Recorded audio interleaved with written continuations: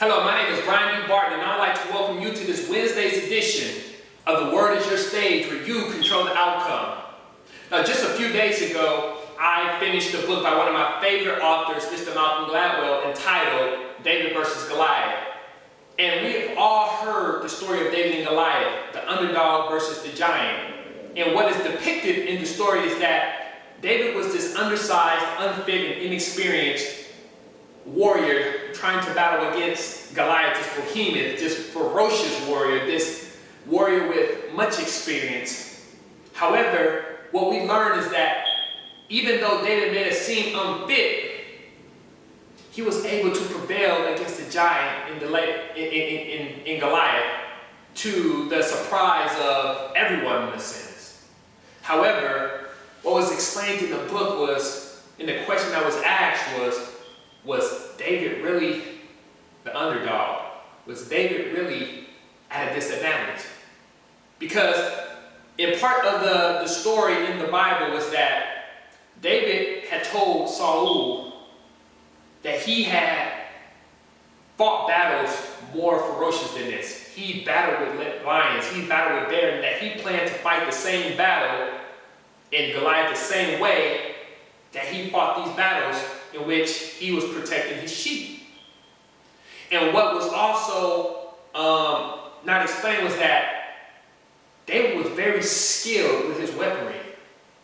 He only had a few stones, but he was very skilled with slinging those stones. And that David had a strategy. David was not going to fight Goliath at his own game, but David was going to fight his battle the same way that he fought those beasts. And he was able to overcome those beasts with his weaponry.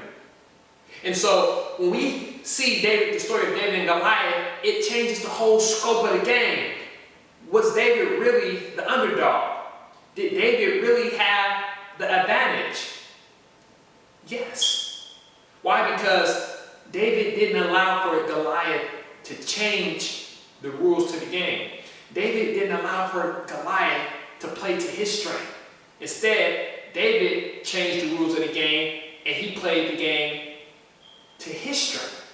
He fought the battle to his strength, which is why David prevailed, to the surprise of everyone.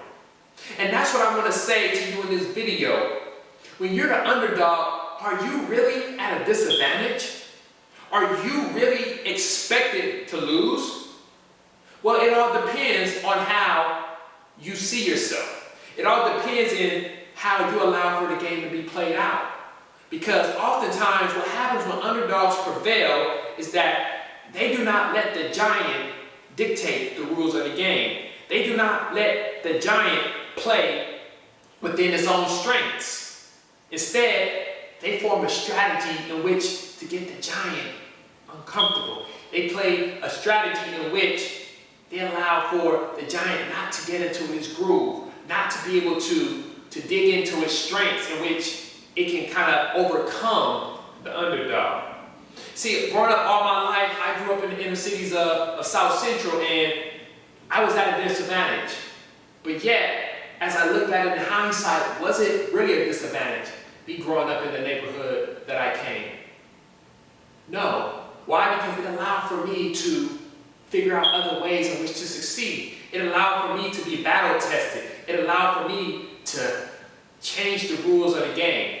Because when I was told that less than 1% of those who play baseball make it to the major leagues, I didn't fall into that category. Why? Because I changed the rules of the game. I told myself that statistic didn't apply to me. I told myself that when I see 1%, I saw 100% of Barton. I saw 100% of success. Why? Because I did not allow for society, or I didn't allow for anyone else to dictate the rules to my success. I didn't allow for anyone to dictate my strategy. I didn't allow for anyone to change the rule to me. I didn't play into another person's or to another idea's success or strengths.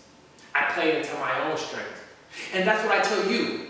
When you see yourself as an underdog, don't see it as a disadvantage, see it as an opportunity. Because what happens is when you're the underdog, nobody's checking for you.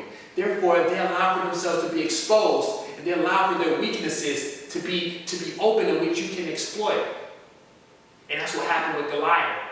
He thought David was going to fight his battle.